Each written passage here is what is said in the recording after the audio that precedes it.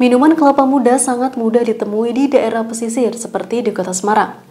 Salah seorang warga Kota Semarang, Rudi Nopianto, membuka usaha kelapa muda kupasnya bernama Kokonatku yang berlokasi di Perumahan Sambiroto Baru nomor 15, Kelurahan Sambiroto, Kecamatan Tembalang, Kota Semarang. Alasannya membuka usaha tersebut lantaran kelapa muda merupakan minuman yang dicari masyarakat dari kalangan manapun. Dibantu dengan 5 pegawainya, Rudi merintis usahanya sejak 6 bulan terakhir. Sebelum memiliki usahanya saat ini, Rudi sudah pernah mencoba beberapa usaha lain. Kini ia mulai merintis kembali usaha menjual kelapa muda kupas yang bernama Kokonatku. Sebenarnya kelapa muda itu kan minuman rakyat dari dulu ya, dari zaman dulu kita sudah mengkonsumsi dan itu tidak asing. Nah, hanya saja saya melihat ini ada peluang, ada minuman atau satu komoditi yang sekiranya akan lebih bagus kalau saya coba packaging lebih baik. Ya, jadi saya cuma meningkatkan value-nya nanti dengan memberikan kemasan yang lebih baik untuk customer itu. Nah, di situ kan ada biaya tambahan untuk proses pengemasannya, pembuatan segala macamnya itu.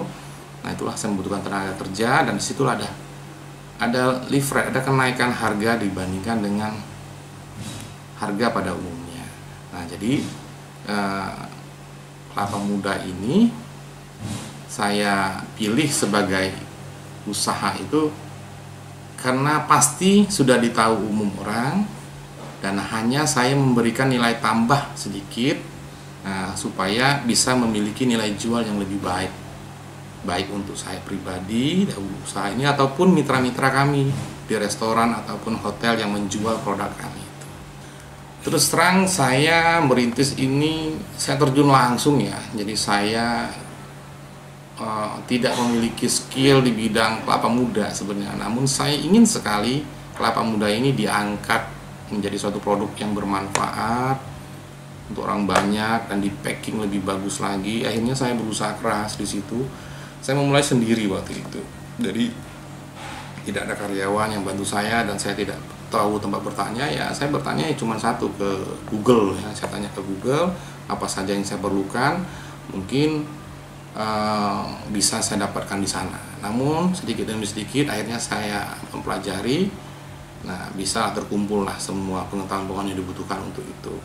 Nah, jadi kalau di bagaimana mengawalinya atau segala macamnya itu ya seru lah, saya pikir seru lah. Karena saya terjun sendiri mulai dari memilih kelapa, terus mulai dari ngupas sendiri, terus packaging sendiri sampai saya rekrut 1-2 orang untuk bantu saya. Dan itu orang-orangnya tidak ada skill di bidang itu, jadi otomatis saya harus mendidik bertahan. Itu salah satu proses yang menjadi penghambat. Berbeda kalau kita dengan usaha-usaha lain ya, tinggal kita hire orang yang sudah ahli, tinggal kita sesuaikan dengan SOP di sini, nah, mungkin sudah bisa running. Nah, kalau ini kan enggak, ini semua ilmu baru, skill baru bagi mereka ya. Yang penting bagi saya mereka mau kerja, nanti saya ajari cara-caranya. Seperti itu. Kelapa muda tersebut nantinya diproduksi menjadi kelapa kupas, wulung kupas, coconut cup, coconut jelly, dan fruit coconut jelly. Harga jualnya pun juga murah, yakni dari Rp7.000 hingga Rp30.000 saja. Selain membuat brand Kokonatku, Rudi juga menerima pesanan dengan brand dari customernya seperti resto dan hotel. Produk utama saya di sini, produk utama itu ada kelapa kupas yang bisa di branding sebenarnya. Jadi kelapa muda kupas yang bisa di branding. Jadi di branding brand dari resto atau hotel atau siapapun lah yang mau, mungkin satu organisasi atau apa yang sekiranya punya kegiatan tertentu, mereka punya logo ingin tampilkan di produk itu, kita akan bantu untuk proses pembuatan stemnya di situ nanti, sehingga nanti ketika produk itu keluar dari sini sudah terbranding nama resto atau hotel mereka. Jadi seperti itu salah satu produk utama kita. Dan satu lagi itu ada yang namanya Coco Jelly.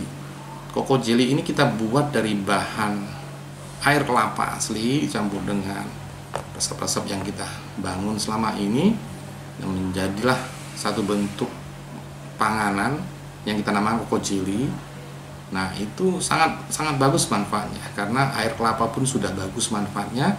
Kita tambahkan dengan serat-serat lagi kan, serat lebih tinggi, otomatis untuk metabolisme tubuh itu akan sangat sangat bagus. Tadi berarti bisa rebrand ya Pak?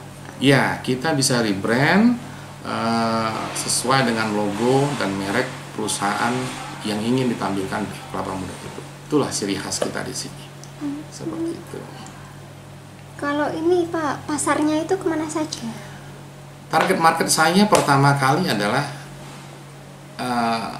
restoran yang memiliki menu kelapa muda, ingin memberikan menu kelapa muda yang lebih baik, lebih bagus lah packagingnya, tampilannya di atas meja restoran mereka, ataupun hotel-hotel, ataupun restoran-restoran yang belum punya menu kelapa muda, mungkin bisa meningkatkan revenue ya, menambahkan omset di mereka dengan adanya kelapa muda yang lebih menarik seperti yang saya buatkan saat ini.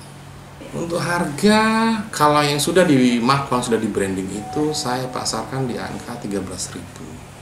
Nah, di resto biasa memasarkan di angka 20 sampai 30.000. Seperti itu. Ada margin di situ tergantung market restonya, tergantung market hotelnya. Kalau mereka kan umumnya kan menengah ke atas. Jadi kalau misalkan jual harga 25.000, mungkin kasta mereka tidak ada keberatan. Kalau 30.000 itu nggak ada keberatan. Apalagi di situ kan ada brandnya. Terkadang kita mengkonsumsi itu kan juga tidak melihat produknya, yang kita lihat brandnya. Ya, kekuatan brand itulah yang membuat produk itu akan menjadi mahal. Mahal itu akan menjadi relatif ketika siapa yang mengkonsumsi, kan seperti itu. Harga retail kita itu ada yang paling mahal itu di angka 35.000. Itu biasanya kita spesifikasinya itu yang jumbo. Jadi yang bentuknya yang paling besar dan sudah ditopping dengan buah-buahan. Jadi cukup besar lah, karena dan itu mungkin berdua harus menghabiskan. Makanya harganya paling tingginya 35.000. Ada yang bentuknya standar, itu biasanya lebih kecil dari yang jumbo itu, yang sedang, dan itu banyak biasa jumlahnya karena itu kurang umum. Nah, itu kita jual, kita pasarkan retailnya di angka 30. Itu sudah topping buah juga. Nah, terus ada yang kecil, selisihnya sedikit-sedikit, 5.000. Yang kecil kita namakan Coco Jelly Mini, itu kita pasarkan 25.000. Nah, itu yang topping buah semua. Ada juga yang original, yang mungkin yang nggak suka buah, nggak suka yang aneh-aneh, intinya pinginnya manfaat kelapa saja lah sama serat tinggi, udah gitu aja. Nah, kita siapkan produk yang original Coco Jelly. Biasanya, Rudy bisa memproduksi sekitar 500 kelapa per harinya. Kelapa tersebut dipilih mana yang masih benar-benar muda dan mana yang sudah mulai matang. Kelapa yang masih muda biasanya akan dibuat menjadi kelapa kupas biasa, sedangkan yang sudah mulai matang akan dibuat menjadi coconut jelly. Untuk membuat coconut jelly membutuhkan proses panjang, setidaknya membutuhkan waktu selama 3 jam. Kalau bilang rame ya mungkin yang kali 500-an mungkin ya. Apa sepi ya 100 gitu. Tapi rata-rata mungkin 500-an, 400-an sehari. Ya, mudah-mudahan bisa di angka 1.000, 2.000, 3.000, 10.000 gitu kan, keren kan gitu. Cuman kan itu kan tidak bisa di sini. Karena kapasitas di sini mungkin maksimum di angka 1.000 sehari. Selebihnya mungkin kita harus cari tempat yang lebih luas, karena penyimpanan saya pun hanya mampu menampung sekitar 1.000 piece. Nah, jadi selama penjualannya masih di bawah 1.000, kemungkinan saya masih di sini. Tapi kalau sudah di atas 1.000, saya mungkin harus cari tempat yang lebih layak untuk tempat produksi. Pembuatan Coco Jelly itu memang dalam proses penentuan resepnya itu kita coba beberapa hal dulu ya. Kita coba resep ini, resep itu, nanti teksturnya jadi apa. Cuman saya targetnya itu membuat jelly yang di luarnya keras, karena itu setelah masuk ke dalam mulut dengan suhu tubuh kita dia langsung meleleh gitu, liur meleleh. Itu khasnya di sini. Ada beberapa orang produk-produk yang di luar itu ya dia cair, agak cair di luar. Punya saya dia agak keras di luar, namun ketika dimasukkan ke dalam mulut, nah, langsung karena panas tubuh kita itu membuat dia menjadi cair gitu. Nah, terus terang kalau ditanya seperti itu saya tidak menghitung ya, karena proses pembuatan jelly itu cukup lama. Jadi kita masak itu tunggu dia dingin itu baru kita bisa coba. Setelah dingin baru kita coba masukin ke dalam kulkas, kita coba gitu kan. Oh, tesnya terlalu keras. Nah, itu butuh beberapa kali. Kalau tepatnya mungkin saya tidak pernah hitung karena prosesnya cukup lama waktu itu ya. Karena iseng sebenarnya, berawalnya dari iseng. Terus saya kayaknya bisa nih. Karena saya konsum itu, terus saya merasakan manfaatnya. Manfaat saya rasakan tuh metabolisme tubuh saya terasa lebih baik gitu loh. Terutama untuk usus besar saya lah. Rasanya itu untuk setiap pagi tuh proses pengeluaran fesis segala macam itu lebih nyaman gitu. Kalau kita masak itu, karena kita biasa masak satu panci gede, itu proses merebusnya itu sekitar 1 jam. Terus pendinginannya sekitar 1 jam juga baru bisa masuk ke pendingin gitu. Jadi karena kalau tidak dingin ya kita tidak bisa masuk ke pendingin, terus juga tidak bisa di packaging karena akan nanti menguap gitu loh. Tunggu dia benar-benar dingin baru bisa di wrapping begitu. Jadi estimasi sekitar 3 jam totalnya gitu kalau mulai dari merebusnya itu. Hafifan Rasana melaporkan dari Kota Semarang, Jawa Tengah.